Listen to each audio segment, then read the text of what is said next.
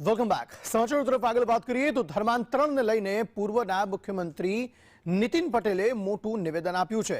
ખ્રિસ્તીઓની વસ્તી વધતી જાય છે, ફોસલાવીને ધર્માંતરણ કરવામાં આવે છે। આપણે ઘટતા જઈએ છીએ, આપણામાં વિભાજન થઈ રહ્યું છે। છેલ્લા ઘણા સમયથી આપણી વસ્તી ઘટતી જાય છે। ખ્રિસ્તી અને મુસ્લિમોને સીધી રીતે જોડવાની જરૂર નથી। એક આતંકવાદીઓને પક્ષ ધરે છે, ફોસલાવી હાથ ફેરવી પટાવીને ધર્માંતરણ કરાવતા આ લોકો છે અને બંનેનું લક્ષ્ય તો એક જ છે, હિન્દુઓને ઓછા કરવા।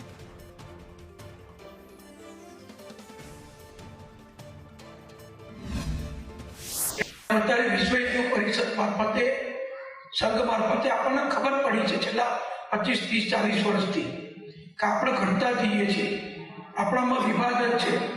ખ્રિસ્તીઓની સંખ્યા વધતી જાય છે, વસ્તી વધતી જાય છે। મુસલમાનો વળી એક જુદો વિષય છે। ખ્રિસ્તી અને મુસલમાનના વિષયને બહુ સીધો સંપર્ક કરવાની, જોડવાની બહુ જરૂર નથી। બે અલગ વિષયો છે। એક આતંકવાદીઓનો પક્ષધર છે, દેશદ્રોહીઓનો પક્ષધર છે, હિંસક લોકોનો પક્ષધર છે, અને એક ફોસલાઈ હાથ ફેરવી પટાઈ અને ધર્માંતર કરાવનારા લોકો છે। એનું લક્ષ્ય તો એક જ છે કે હિન્દુઓ ઓછા કરવા, હિન્દુ ધર્મ ઉપર આપણે વર્ચસ્વ જમાવવા। ક્રિશ્ચિયન મિશનરી એ બહુ સિફતપૂર્વક, બહુ એ સલુકાઈથી એ ધર્મ પરિવર્તનનું કામ કરે છે।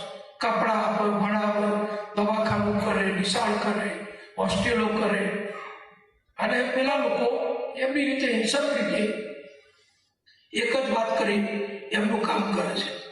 એટલે આ બે પરિબળો સામે લડવાનું છે કે બેની સામે લડવાની આપણી સ્ટ્રેટેજી જુદી જુદી હોઈ શકે।